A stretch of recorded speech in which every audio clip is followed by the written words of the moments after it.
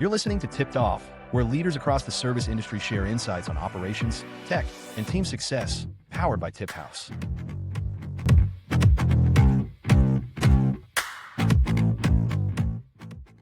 Welcome, everyone, to another episode of Tipped Off. I am your host here, Kirk Grogan with TipHaus, and I've got a very lovely guest with me today, Justine, who is laughing at my intro and making me laugh with it. So, Justine Jobe with Point B, would you kindly introduce yourself and tell us a little bit about it? I'm going to say, is it tipped off or ticked off? It's a pun, Justine. That's what we're here. Depends on how many tips you get, right? Thank you so much for having me, Justine Jobe. I am the partner development leader of Point B. Been an incredible journey so far. Very grateful to be in this industry. My background is 11 years at SAP selling. And then I joined Prosper Forum for 2 years. And now I found Point B that really merges kind of this perfect background between technology, software sales, and then the best industry in the world of food service hospitality. So I am excited to be here. Fairly new, but excited to continue to learn and build. I love it. And maybe new on the technology side, but hospitality runs in the family for your team. Is that fair to say? Yes, it does. Yeah, so it's always a good thing. And so, we first got to know each other, of course, at Prosper, an amazing conference for some executives and leaders in the hospitality space. And then, of course, Point B was lucky enough to have you. Would you tell us a little bit about what Point B does for any of the listeners who may not know? Yes, absolutely. And I've obviously been learning as I go, and it's been incredible. So Point B is a management consulting firm, been in the industry for 30 years. We are headquartered out of Seattle, but now our CEO is based in Chicago. And you know Chicago well, as our restaurant industry practice actually runs a restaurant technology innovation center out of there that I think you helped birth and create and execute. So that's been incredible. But what we really do is we are management consulting, so specialize in strategy for restaurant hospitality. What we do exactly is bring in the C-levels and understand how we can execute for them. So obviously each organization is very different. And I am laughing as we've learned the consulting industry is it's like, what do you do? And it's kind of like, we do it all and we can help with it all. So what's your problem and how can we help? Right now, what we're seeing from the marketplace is a lot of like back of house, point of sale. So we're really in there helping do a number of things like, really looking out for the backs of the operator. A lot of what I've learned is that, a point of sale or back of house transformation is almost like open heart surgery. And as you know, in this industry, a lot of people have been loyal to their employer. So they've maybe never done it. Some people have had their point of sale for 26 years. So how on earth are you going to do open heart surgery for the first time? And us at Point B, right, we have over 30 years experience. So we've done a lot of it. So I joke that we're almost like a medical device rep. We've been in other surgery rooms and we can really help you with, hey, watch out for this. And this is best practice. We run RFPs. So I always say like from strategy to even deployment. We can help with. So a lot of ways, but we're always looking to have those conversations to better understand customers' problems. Yeah, I love it. And obviously, TipHaus has gotten to know Point B through actually working with y'all on engagements. And that's, I cannot say it. I've been on the consulting side back in the day, not for hospitality, but for tech in general. And it leads me to believe and have a lot of respect for Point B because you nailed it. That consulting is going to be, you kind of got to have or be an expert in each one of those areas. You never know, even if it's a relatively simple request, we need to swap out our point of sale. Okay, we're doing a change migration. We're going to come in and swap it. But how many things does that point of sale touch? And how many things do the restaurant operators not even realize it touches, right? I mean, you could ask them point blank, hey, if we do this, what are the impacts?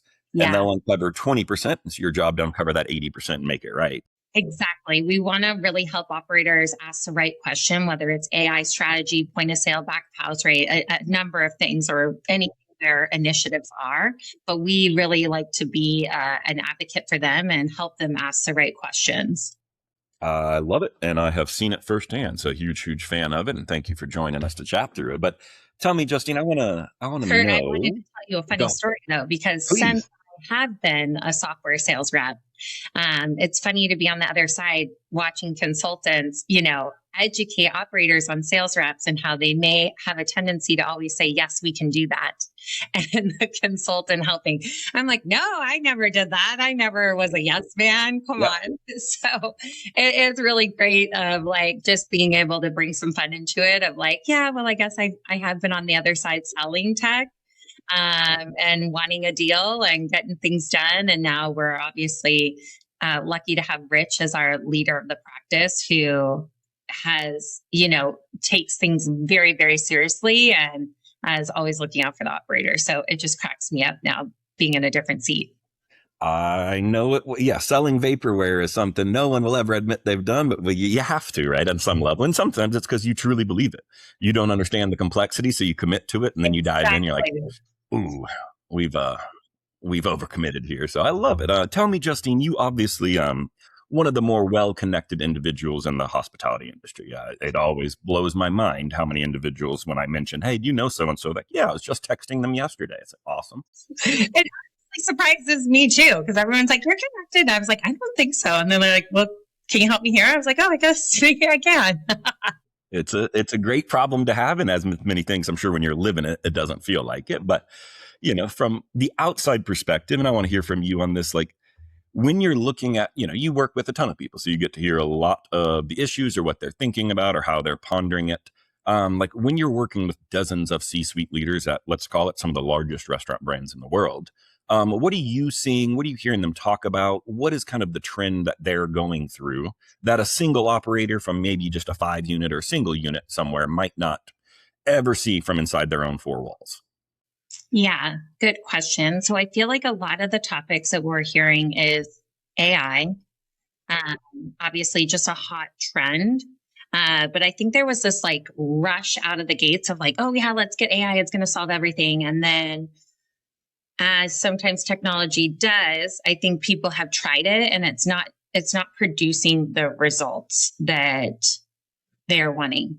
Also, we're seeing a lot of tech fatigue, which I do completely understand. Like what's the true ROI of like AI vision, right? What is it? What's the bottom line impact? Certainly we can say a lot of impact in maybe not quantitative stuff. So it's just curious, like hand washing, all these different things.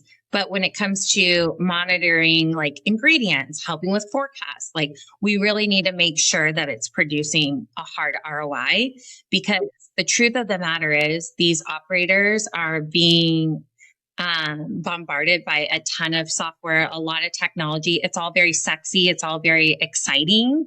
But there's also this fatigue of like, okay, we just got to get back to operating our business. What does that mean and look like? And maybe some of this noise is more distracting. I love that you call it that way, and I'm hearing the same. Obviously, we very strategically got into tips because it's unsexy. This was a clever plan 8 years ago of us to avoid, but it's something we do see is that there's lofty ideas, and some of them pan out or at least come close. But then you're looking at the cost to maintain it and the error rate, and now did you lose your expert on that because you replaced them with it, but now you need someone to help troubleshoot. But to your point, I really love just like the bottom line ROI. Maybe some of these are really nice to have. They make you feel better about it. Can you actually make better decisions though? Right? Like exactly. Does it drive revenue? Does it save money? And yeah, I think the way that software is a subscription base, it's like, man, as I've learned in the industry, it's like there's so much that an operator has to use. And it is like, how many SaaS software subscriptions do they have? I wonder. So it's just interesting.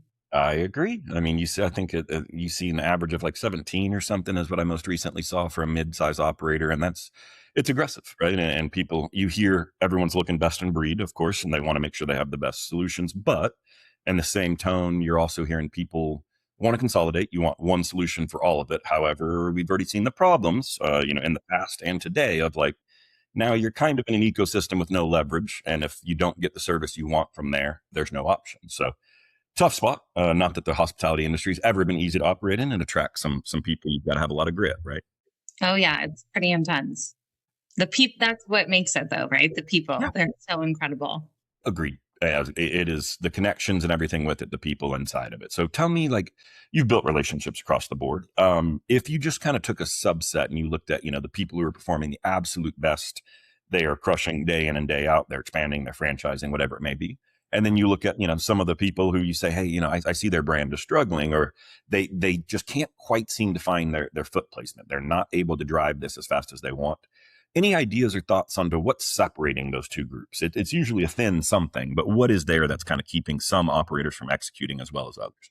That is a great question, and actually one we aim to solve at Point B or help with. I think right now, the most successful operators we see have a true vision of like marketing brings customers in the store and operating keeps them returning. And when people miss on the operation and execution, they miss on that returning customer. And obviously it becomes a flywheel situation, and that can go in a positive way or a negative way. For some brands, it's going well, right? You get them in the door and you execute and deliver, and it really aids to growth. I love it. And I do love the idea. I mean, you make it sound simple. And I think to a lot of degrees, it is simple, and we overcomplicate it, right? We have that tendency. Right. Well, and that's why it's like, again, the tech stack is interesting, because is it complicating things or making things better? And I think the one thing I hear that resonates with operators and leaders in the industry, whether it's, a small organization or large, is everyone's very invested in making the life of the GM easier. I think everybody knows that their like daily to-do list, the daily tasks within the four walls is just exhausting. And I think at a high level, like what some maybe smaller operators may not, or like people within the actual store may not know, is that their leadership, or at least in my experience, their leadership is battling every day to make their lives easier. Even though it may not feel that way, that's really what the conversations are at the top of like, how do we make a GM's life easier so that they can focus even more on the customer? I love that. It's something, at TipHaus, one of our earliest counters, I'm thinking back to 2018, 2019 when we founded. And, I'm on sales calls and I'm still learning. I'm bumbling through it, right? I'm trying to figure out what resonates and what doesn't. I'm doing the very famous, leading with the product and not any discovery or understanding what their problems are. But it was always, and I'll forever remember an individual. And I said, well, basically it cuts down management time in the back office by up to 20 hours a month. And we've shown it continually, 15 to 20 hours that you're spending less in the office, calculating tips, managing, handling disputes. And I'll forever remember, and we didn't work with this customer, and I'm fairly thankful for it, but he said, well, why does that matter to me? My general manager's on salary. I don't care if he works 60 hours or 40 hours a week, and I was like, ooh, A, I hate that response. B, are you really telling me there's no better use of his time to be out on the floor, touching tables, providing coaching, working? Right. Like that, you're just okay with your GM, you're paying a good salary, sitting in that office till 3 a.m. every night, man. So thankfully, we didn't end up working with that group, but that will forever stick in my mind of just holy, if I ever hear that on another sales call. I'm not sure our values align. Like this is not gonna go any further, really. I think we're trying to solve different problems, like it's exactly it. So, well, we didn't work with that one, and I wish them well, like I do everyone. I love the space, and you've obviously got great employees on it, but I do worry for that general manager under that owner, if whether or not he's going to make it. So tell me a little bit, like I always like to understand I should start. We go to a lot of events. I see you all across the country regularly. That's how we first got connected, of course. And tell me, I'm always blown away by the disconnect when I'm at a conference and a show and I see the hype around some of these tech vendors or some of these new things coming to the industry, anything like that. Where at the conference in a hypothetical sandbox, everything's perfect and great. And then you find out a year or two later that either has gotten by the wayside and gone away, or it just never quite panned out as to what they presented on stage or what they presented at their booth. Anything that stands out to you that you feel is a lot of hype, and it doesn't have to be a specific company, but even just a genre. I think, right now, giving you an example, one of the ones that I've heard a lot about is loyalty, and whether it's worth investment on it, or if we're just cannibalizing some of our own sales that were naturally going to come in, and what that relationship is. I think there are some great loyalty companies out there, of course. I also think a lot of those groups end up taking credit for sales that were already headed the restaurant's way, and maybe not so well. So anything like that stands out to you, Justine? Gosh, that's really interesting. Well, my one thought on loyalty, which is interesting, is I've never been like a loyalty person. Like apps are like it's a lot for me to manage. I'm a mom of 4. It's like I can barely keep it straight.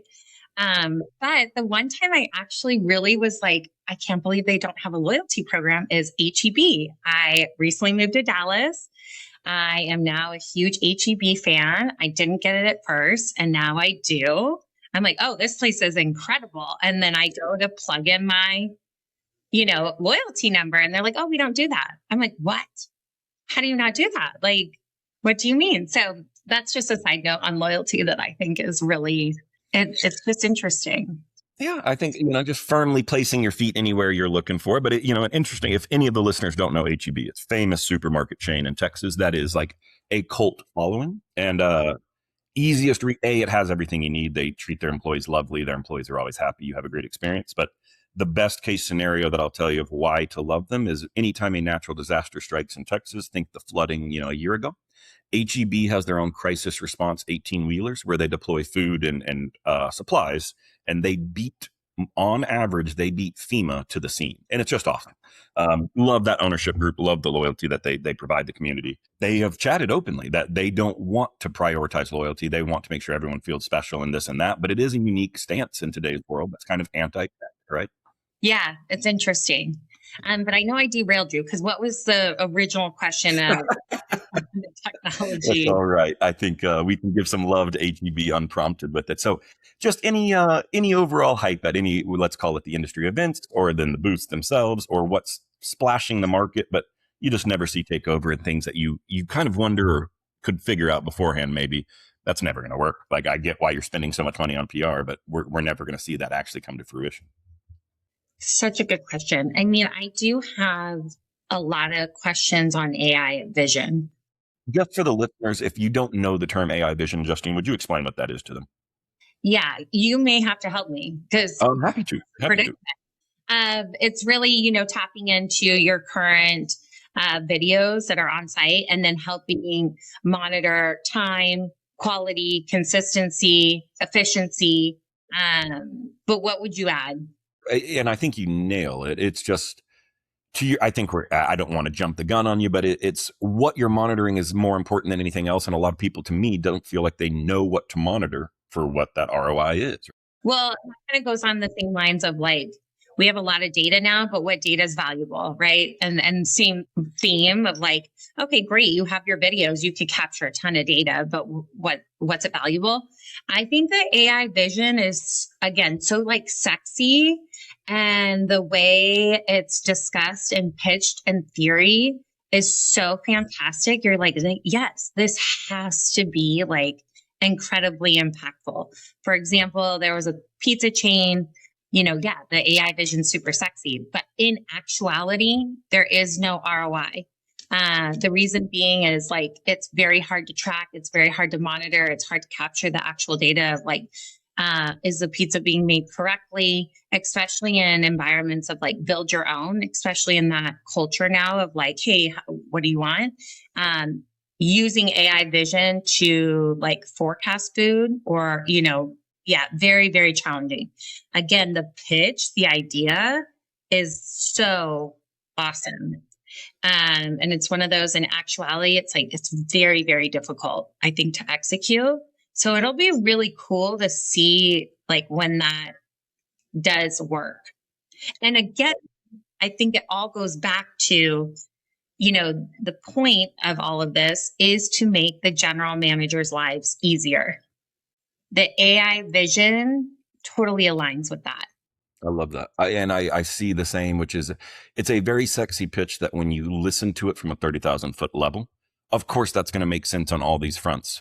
But then you got to actually operationalize it, right? Like all of this data, what am I doing with it? And I never thought about your example of like the build your own pizza or just the customization model we're in today, where the guests can get anything and everything they want, however they want it. Like, what is AI camera going to be able to, AI vision going to be able to capture on that front? Where do you know if they're supposed to have pepperonis on that or banana peppers or XYZ? So that's a very interesting piece that I never even thought that our own consumer preferences are competing with our ability to evaluate our tech, right? So Yeah. Or even on the pizza front, it was kind of like, how are you're not even able to track what comes out of the oven because, right. So where are you tracking? Are you tracking on the line of the ingredients or are you tracking on the output? Especially in build your own situations. It's just interesting. yep. No, I love that. And I think that that's spot on. It's something, it's actually a good segue for my next question, what I'm thinking here with it, because the idea of how operators get that wrong, I think, is we forget to take it down to the very granular level of what is the actual output measured. What are we trying to solve first, and how are we doing it? And that, what I want to ask you is, from your side with it, with dealing with consultants and now being on the consulting side, what do you think like operators most often get wrong? And this could be, I just want one single consultant to help me with a accounting issue, or I'm going to a world-class multi-million-dollar brand like Point B, and we're going to do a consulting engagement for my 3,000 locations. But what do you think that it is often that they're getting wrong in that front? That's such a tough question. Here's what I do now. I feel like, the buying structure now is almost group consensus buying. What is very challenging, and actually we had an executive retreat, and I thought one of the best topics was like the CTOs. We luckily had a couple different titles within the room, and it was so educational to hear, a CTO ask one of the CFOs in the room, like, what do you care about? Or how do I bring my needs or my wants and my ROI drivers? How do I position it to you, the CFO, in a way that it will get approved? And actually, one of the guys said that he, I think monthly or quarterly takes his CFO out to dinner and really just gets on their level, tries to understand what they're needing. And what they heard is like, hey, the tech talk, like all the bells and whistles, that does not work for us. So I just think in this environment, maybe something people get wrong is just that you have to have buy-in from everybody. And if you don't, it will completely derail.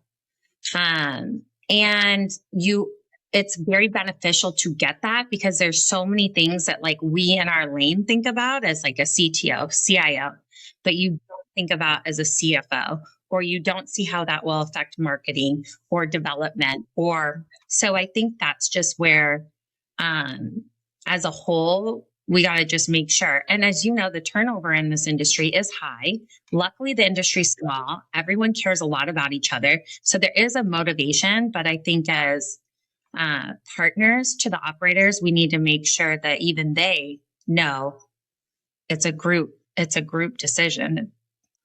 I love that. And I also just love the word partners to the operators. I think at point, tech vendors can forget that we're ultimately here to service them. And if we aren't making a positive impact on restaurants and things go poorly, we're all in trouble, right? It's mutually beneficial here. You got a symbiotic relationship, let's call it. So I love that overall piece though of, the lines of communication. Like I see that example, the CIO taking the CFO out is such a great piece because you can at least align on what you're aiming for and why. And how to present the information. That's what I really felt that was so valuable because especially in these large brands, right? You're sending as a partner, you're sending a PowerPoint deck to a CIO who then needs to take it to their CFO. You're literally entrusting someone else to do your job. So it's just really making sure everyone's aligned and also making sure the struggles of that individual buyer. So for the team, right? What's the CFO care about? It's going to be very different than the CTO. Agreed. And the CFO's job is not to ruin your day and deny you everything, right? But the CFO's job is to protect that bottom line. And I almost view it as like, if you are on an operations side, if you're on a development side, if you're on the service side, whatever it may be, it's your job to convince the CFO of the positive impact of this and the results, and to deliver those, right? It's not just to hoodwink him and make sure that he's willing to sign off on something. You can't put him in a bad spot either, him or her, I should say. You've got to make sure that you're delivering for those people. So it's an important piece. And now, Justine, the favorite part. Any of the listeners here know what's coming. It's just the typical questions that I would love to ask, because I like to see apples to apples, different operators, different partners, and over time how they stack up. So the first question, and hopefully the easiest, though sometimes our guest speakers here do struggle with this one the most, is what is your favorite restaurant concept or brand? And most importantly, like, why? What's it doing that really sets it out and sets it above the others? Oh, well, I feel like, I don't know if I'm a unique situation or not, but again, I'm a mom of 4 little kids. So, and that is 7 years old and younger. So my favorite restaurant is Costco. And the reason being is $1 for a hot dog. I would say definitely like cost, experience. Like pretty much every Friday, we go to Costco, we order a pizza, then we're basically able to get this ginormous, delicious meal for, $25. I love that. And that is, you were the first to say that. And I so appreciate that perspective, because Costco is overlooked. Restaurant, let's be honest. Okay, but I do have one for the restaurant, though. I just had an unbelievable experience at Texas Roadhouse. Mm-hmm. Obviously, they are crushing it. And again, I think they're one of the organizations that uses a model of like marketing brings them in, operation keeps them. But what they did for me and my kids is they gave us so many rolls, and then they packed up the rolls so that I literally was able to use the rolls all week for lunch. And like my kids loved it. I loved it. I felt there was a cost savings because I'm like, oh my gosh, this was such a wonderful experience. And then I got to bring that experience throughout the week with me. So that like definitely really stuck with me. That I was like, I feel like I'm stealing because you guys just gave me all these rolls, and now my lunches are done for the week. And it was just, I'm definitely going back. Yeah, it's such a great move, because every day of the week you're just thinking about Texas Roadhouse, right? As you're making a sandwich of that roll, or as you're packaging it up with it, it's just, I know where I got this from, and I agree that Texas Roadhouse is crushing it. I mean, they are an icon in the industry right now that is just dominating, and good for them. They do it well. Yeah. I think the guest experience, the value they deliver, and that's something. Quality, of food, ingredients, incredible. Yeah, I could not agree more. So tell me now, I like to understand a little bit. We've talked about trends, so you may rehash some of the answers that we've already discussed, but I like to understand, what's a trend out there that you believe in? You say, hey, yes, I see the restaurant industry moving towards this and it will stick.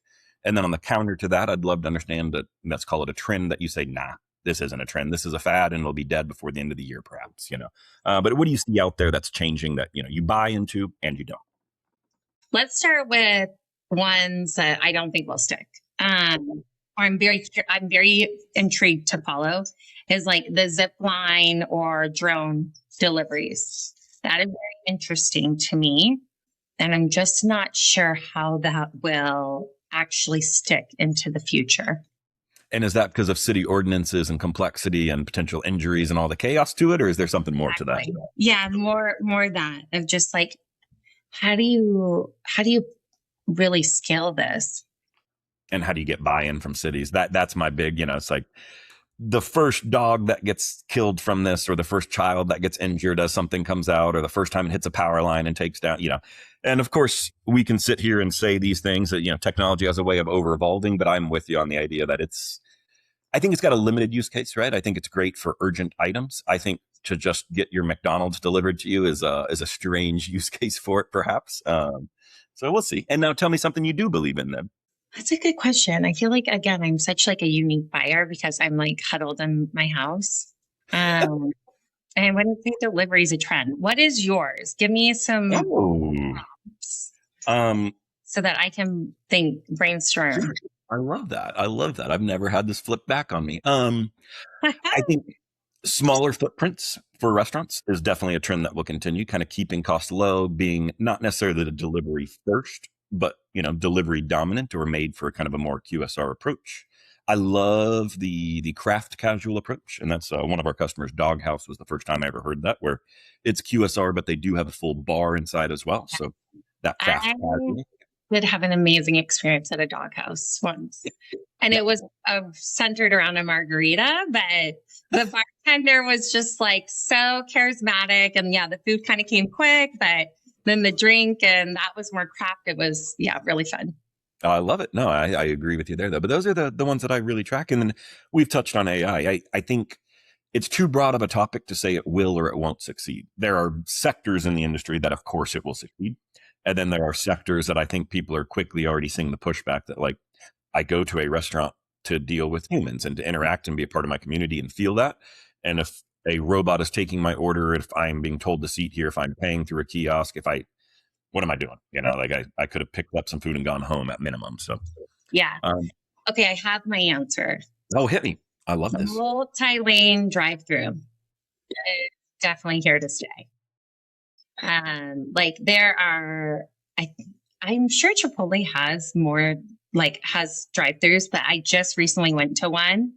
And actually this blew my mind. So I'm now in Salina, Texas. It feels like a really small town.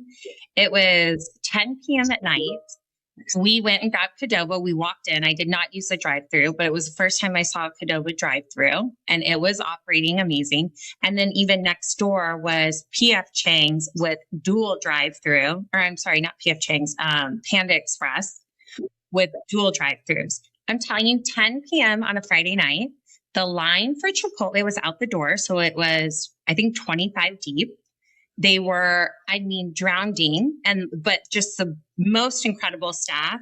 People are waiting. And then every single person that stepped up to order was ordering 5 bowls per person. And I'm sure it's just to do a family or whatever, the Friday thing. And then to see next door, and this is all like brand new building. You're in the middle of nowhere. I feel like it's nowhere. I'm like, where are all these people coming from? And then to see next door, Panda Express, they're dual drive-throughs, 10 cars deep, which is dual lanes. So that's 20. I was just blown away. I was like, what is going on out here?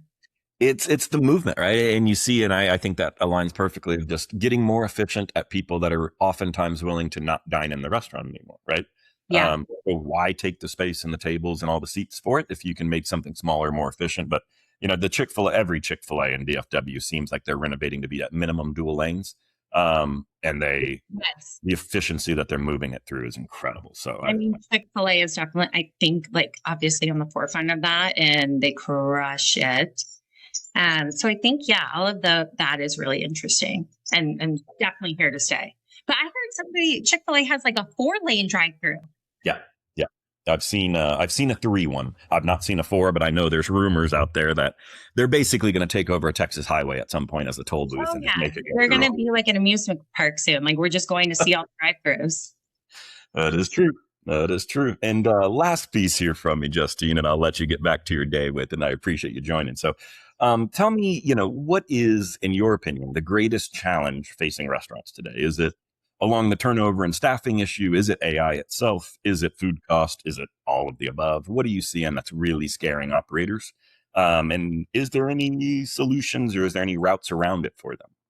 Yeah, good question. This is 100% my opinion. And maybe it's just because I'm starting to understand it more, but it's like the level of effort and cost to acquire one customer, and then the level of effort and cost to get a returning customer. Yep. It's just insane. That's insane. And then I also think when you're in a challenging spot, I feel like you're always told to control the controllables. I feel like there's very little controllables, and you're just asking people to be so nimble and flexible.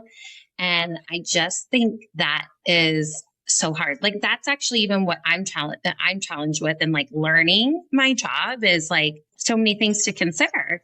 And it's like you want to make a decision or make a recommendation, but then it's like, did you consider all these other 20 things? And it's like, that is wild to me and has just got to be so, so hard. But it is really fun to see the incredible people in the industry like take all of that head on. And it excites and it motivates them. For me, I'm like, aren't you exhausted? It attracts a person who wants continual challenges, right? And I love that approach with it, and I love what they're going for. So with that, Justine, I will not steal your entire day, but I will give you a massive thank you for joining us. And if any listeners are curious with Point B, where could they find more information about Point B or get in touch with you all? Yeah, great. Our website, or feel free to contact me directly, jobe@pointb.com. Loving any opportunity we have to conversate with people. So thank you for the opportunity. Thank you so much, Justine, and I'll chat with you shortly. Thanks for listening to Tipped Off, the podcast for the service industry. For more tools and insights, visit TipHaus.com.